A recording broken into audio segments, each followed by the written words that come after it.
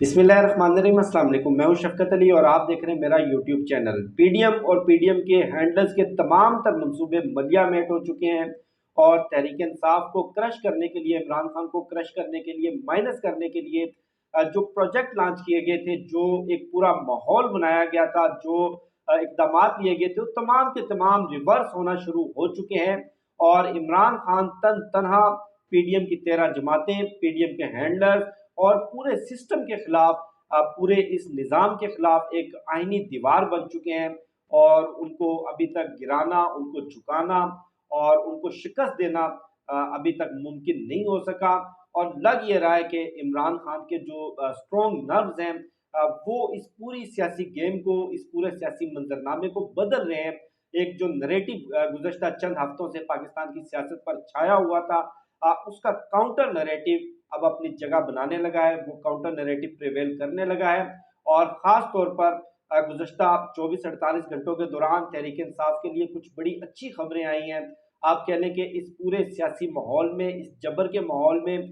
इस जुल्म, लाकानूनियत और फिस्तायत में एक तरह से ठंडी हवा के झोंके हैं। परसों के रोज़ आपने सुना कि डॉक्टर यास्मीन राशिद को लाहौर की इसदाद दहशतगर्दी की अदालत ने 9 मई के मुकदमे से बाइज्जत बरी कर दिया और बाकायदा जजमेंट में लिखा कि पुलिस और इस्तगासा अपना जुर्म साबित करने में नाकाम रही और जो 9 मई की एफआईआर दर्ज की गई थी, उस एफआईआर के अंदर बराह रास्त मुलजिम नहीं थी डॉक्टर यास्मीन राशिद, और जो जिमनी थी, यानी कि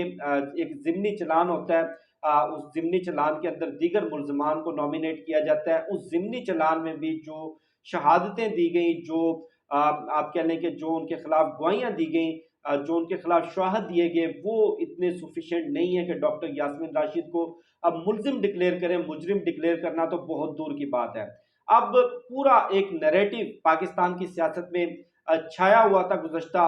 आप कह लें कि 3-4 हफ्तों से। ना तो किसी को महंगाई याद थी, ना किसी को बदतरीन माशी हालात याद थे, ना किसी को पीडीएम की बदतरीन कारकर्दगी याद थी, ना किसी को ये याद था कि एक साल के दौरान 14,000 अरब रुपए के रिकॉर्ड कर्जे सिर्फ एक साल के दौरान पाकिस्तान की मजमूई जो हिस्ट्री है उसके 30% के बराबर इस पीडीएम सरकार ने, पीडीएम हुकूमत ने लिए। मैशत की जो तबाही फेरी, पाकिस्तान के सियासी निज़ाम की, पाकिस्तान के आइनी निज़ाम की, पाकिस्तान के अदालती निज़ाम की, जिस तरह अदलिया में तकसीम पैदा की, कुछ याद नहीं था। सिर्फ और सिर्फ मीडिया पर, मेन स्ट्रीम मीडिया पर, सोशल मीडिया पर हर तरफ एक ही नैरेटिव था, 9 मई पाकिस्तान की तारीख का स्याह दिन। और अल्लाह अल्लाह करके पाकिस्तान की तारीख का एक और स्याह दिन आया, 5 जून, जो कि कल फ्रांस को दुआएं दें, फ्रांस में ये वाक़या हुआ। बहरहाल ये इस नैरेटिव के खिलाफ काउंटर नैरेटिव प्रिवेल करने लगा है। इमरान खान साहब ने एक वीडियो ट्वीट की है, सहाफ़ी हैं लाहौर के अनस नवाज, और उन्होंने किसी को इंटरव्यू दिया। उस इंटरव्यू में जो 9 मई के वाक़यात हैं उसकी पूरी वो डिटेल बता रहे हैं, चश्मदीद गवाह हैं कि लिबर्टी चौक में कितने मुजाहिरीन थे, उनको कौन लीड कर रहा था, तहरीक इंसाफ की क़यादत में से कौन कौन लोग वहां पर मौजूद थे, कौन उनको वहां पर जो कोर कमांडर हाउस है कैंट के इलाके में लेकर गया, जो कि बाद में कोर कमांडर हाउस से जिना हाउस निकला,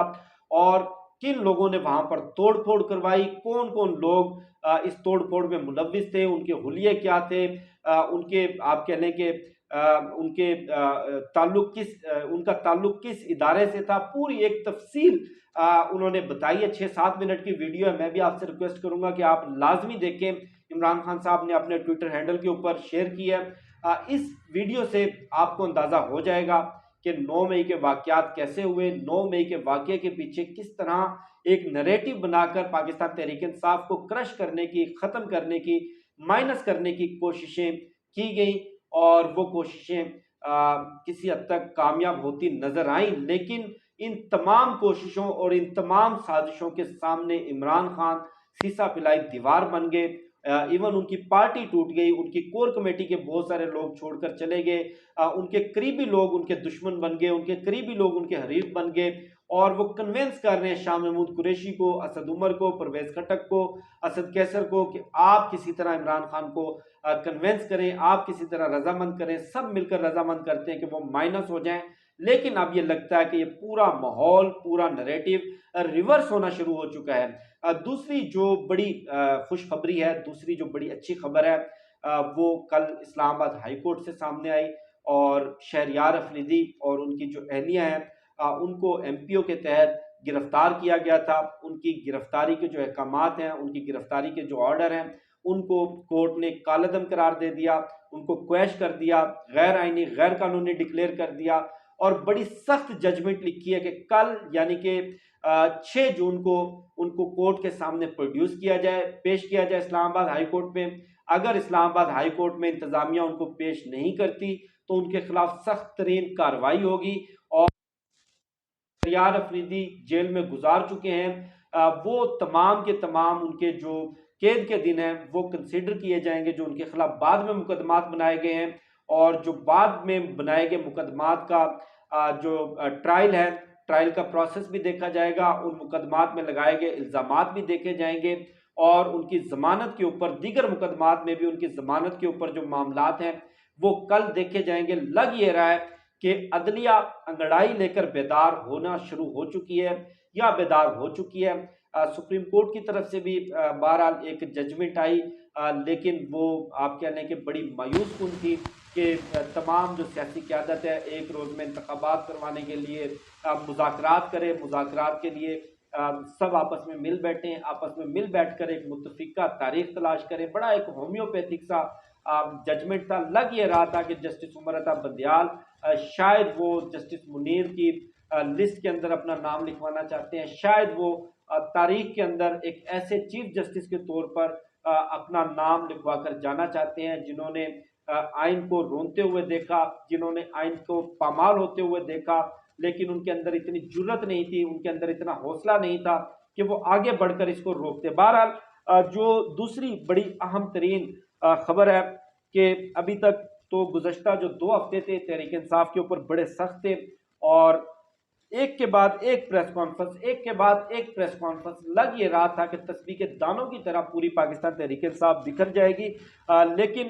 اسد کیسر صاحب انہوں نے پریس کانفرنس تو نہیں کی تھی، لیکن پرویز خٹک کی پریس کانفرنس میں وہ ان کے ساتھ موجود تھے، اور ان کے بارے میں یہ دعوے کیے جا رہے تھے، فواد چودھری نے بھی دعویٰ کیا، دیگر سیاسی حلقوں میں بھی یہ دعوے تھے کہ وہ بھی شاید تحریک انصاف چھوڑ چکے ہیں، لیکن کل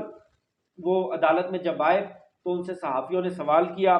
اور ان سے پوچھا کہ کیا آپ نے تحریک انصاف چھوڑ دی، کیا آپ نے بھی اپنی رائے جدا کر لی؟ تو ان کا یہ کہنا تھا کہ پی ٹی آئی میں ہوں اور پارٹی چیئرمین سے رابطے میں بھی ہوں، اور اسد کیسر نے جہانگیر ترین سے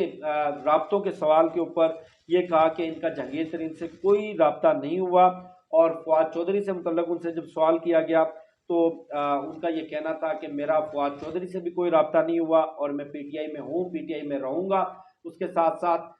جو اسد عمر صاحب ہیں ان کی بھی آپ نے ویڈیو کلپ دیکھا ہوگا۔ بہرحال یہ ساری چیزیں اپنی جگہ، جو دوسرا منظرنامہ ہے کہ عمران خان کو مائنس کر دیا جائے، عمران خان کا جو ووٹ بینک ہے، جو آپ کہہ لیں کہ ایک بندر بانٹ کرنے کی کوشش کی جا رہی ہے، پنجاب کے اندر کنگز پارٹی کھڑی کرنے کی کوشش کی جا رہی تھی، جہانگیر ترین صاحب کو متحرک کیا گیا۔ اور میں آپ سے یہ بڑی اہم ترین خبر بھی شیئر کرتا ہوں کہ کل جہانگیر ترین صاحب جب لاہور میں آئے تو ان کے جہاز میں ان کے ساتھ فواد چودھری صاحب بھی تھے، اور جب ان کا جہاز لینڈ کیا تو فواد چودھری صاحب اپنے چہرے کے اوپر ایسے ہاتھ رکھ کے وہاں پر جو رپورٹرز موجود تھے، وہاں پر جو صحافی موجود تھے، ان سے چھپ کر نکل گئے۔ لیکن بہرحال جہانگیر ترین صاحب کے ساتھ اب تک جتنے لوگ شامل ہوئے ہیں ان میں کوئی ایسا بڑا نام نہیں ہے جو انتخابی سیاست میں جو کہ بڑا ڈنٹ ڈال سکے، انتخابی سیاست کے اندر جو آپ کہنے کہ اتنا بڑا نمبر کلیکٹ کر سکے، انتخابات کے اندر، الیکشن کے اندر، جنرل الیکشن کے اندر جو ایک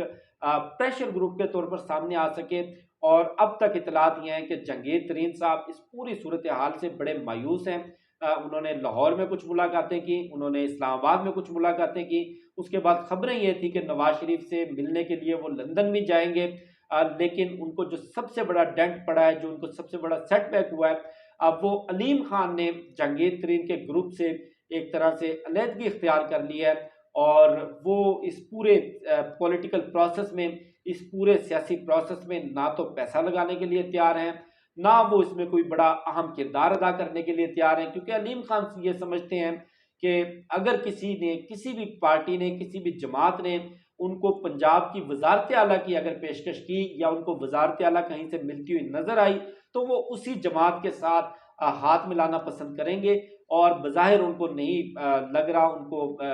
بالکل بھی یہ نظر نہیں آ رہا کہ جہانگیر ترین کا اتنا کیلیبر ہے، یا جو لوگ جہانگیر ترین کے ساتھ ابھی تک جا کر شامل ہوئے ہیں وہ پنجاب کی وزارت اعلیٰ حاصل کر سکیں، پنجاب کا تخت حاصل کر سکیں، یہ ان کو ریلائز ہو چکا ہے۔ دوسری طرف جو بڑے حلقے ہیں، جو بڑے دھڑے ہیں، جو کہ انتخابی سیاست میں اپنا اثر و رسوخ رکھتے ہیں، جن کا ووٹ بینک ہے، جو خاندان برادری دھڑوں کی سیاست کرتے ہیں، وہ پاکستان تحریک انصاف تو چھوڑ کر گئے، لیکن نہ تو وہ پی ڈی ایم کے ساتھ ہاتھ ملانے کے لیے تیار ہیں، نہ آصف علی زرداری کے ساتھ بیٹھنے کے لیے تیار ہیں، نہ وہ جہانگیر ترین گروپ میں جا رہے ہیں، اور نہ ہی وہ مسلم لیگ نون میں جا رہے ہیں۔ مسلم لیگ نون میں تو ابھی تک کوئی بھی نہیں گیا، ان کے ہاتھ یا ان کے چہرے کے اوپر تو ابھی تک صرف کالک ملی گئی ہے، کوئلوں کی دلالی میں سوائے کالک کے ان کے ہاتھ کچھ نہیں آیا۔ لیکن بہرحال جو ہاشم ڈوگر صاحب وہ بڑے متحرک ہیں، ہاشم ڈوگر صاحب کے ساتھ ساتھ اطلاعات یہ ہیں کہ جو چھینا گروپ ہے، چھینا گروپ بھی ان کے ساتھ رابطوں میں ہے، اور جو پنجاب کے سابق وزیر تعلیم تھے ڈاکٹر مراد راز، وہ بھی بڑے متحرک ہیں۔ ایک انڈیپینڈنٹ ڈیموکریٹک گروپ بنانے کی خبریں چل رہی ہیں، اور یہ بھی مارکیٹ میں اطلاعات ہیں کہ یہ جو ڈیموکریٹک گروپ ہوگا، یا جو ایک الگ دھڑا ہوگا تحریک انصاف کا، یا ایک ہم خیال گروپ ہوگا، یہ انتظار کرے گا انتخابات کی ڈیٹ اناؤنس ہونے کا، انتظار کرے گا جب انتخابی مہم شروع ہو جائے گی، انتظار کرے گا ٹکٹوں کی تقسیم کا، اور اس وقت یہ اپنا سیاسی فیصلہ کریں گے حالات کے مطابق، اس وقت جو بھی سیاسی حالات نظر آئے۔ اور اس کے ساتھ ساتھ یہ جہانگیر ترین گروپ ہو گیا، انڈیپینڈنٹ گروپ ہو گیا، اور جو سارا کچرا مچرا ہے، یا جو چھوٹے چھوٹے گروپ ہیں جو کہ آپ کہہ لیں کہ ایم پی اے لیول کا 2-3 لوگ مل کر ایک دھڑا بنا کر آپس میں اتحاد کر کر کوئی ایک آدھ ایم پی اے کی نشست نکال سکتا ہے، یا وہ قومی اسمبلی کے الیکشن کے اندر دوسرے تیسرے نمبر پر آنے کی صلاحیت رکھتا ہے، وہ تمام امیدوار پیپلز پارٹی میں جا رہے ہیں۔ اب مسلم لیگ نون پیپلز پارٹی کے اوپر شک کر رہی ہے، پیپلز پارٹی مسلم لیگ نون پر شک کر رہی ہے، مولانا فضل الرحمان ان تمام جماعتوں کے اوپر شک کر رہے ہیں، اور یہ تمام جماعتیں مل کر اپنے ہینڈلرز اور جن لوگوں نے پاکستان کے اندر یہ سیاسی گند ڈالا ان کی طرف شک کی نظروں سے دیکھ رہے ہیں۔ اور مارکیٹ میں اطلاعات یہ بھی ہیں، خبریں یہ بھی ہیں کہ انتخابات ملتوی کروائے جا سکتے ہیں، جنرل الیکشن ہو سکتا ہے کہ 1 سال کے لیے پوسٹ پون کر دیا جائے، کوئی اکنامک ایمرجنسی لگا دی جائے، جس طرح پنجاب اور کے پی کے اندر آئین کو روند کر، آئین کو پامال کر کے ایک نگران حکومت لا کر مسلط کی گئی، اور نگران حکومت کو طاقت کے زور پر، جبر کے زور پر، لا قانونیت کے ذریعے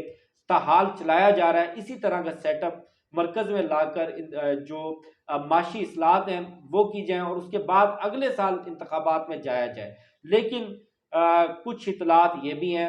کہ اس منصوبے کی راہ میں سب سے بڑی رکاوٹ عدلیہ ہے، اس منصوبے کی راہ میں سب سے بڑی رکاوٹ کچھ اندیکھی قوتیں ہیں، اور یہ کوئی آپ کہہ لیں کہ 40 سے 45% چانس ہے کہ انتخابات کو ملتوی کر دیا جائے گا، لیکن زیادہ امکان یہی ہے کہ انتخابات اکتوبر میں اپنے وقت پر ہوں گے، اور تمام تر جو منصوبے ہیں، تمام تر جو آپ کہہ لیں کہ پی ڈی ایم کے ہینڈلرز ہیں تحریک انصاف کو کرش کرنے کے لیے، عمران خان کو مائنس کرنے کے لیے جو پروجیکٹس لانچ کیے تھے وہ ریورس ہونا شروع ہو چکے ہیں، ان کو آپ کہہ لیں کہ بیک گیئر لگ چکا ہے، اور عمران خان کسی صورت ان کے قابو نہیں آ رہے، عمران خان کسی صورت جھکنے کے لیے تیار نہیں ہے، عمران خان کسی صورت توڑے نہیں جا سکے۔ بہرحال دیکھتے ہیں، سیاست کے اندر ایک ایک دن قیمتی ہوتا ہے، چند گھنٹے پورا سیاسی منظرنامہ تبدیل کرنے کی صلاحیت رکھتے ہیں، چند گھنٹوں کے اندر۔ آپ دیکھیں 8 اور 9 مئی کے درمیان صرف 24 گھنٹوں کا وقفہ تھا، صرف 24 گھنٹے تھے، اور ان 24 گھنٹوں نے پاکستان کی پوری سیاست کو، پورے سیاسی منظرنامے کو یکسر بدل کر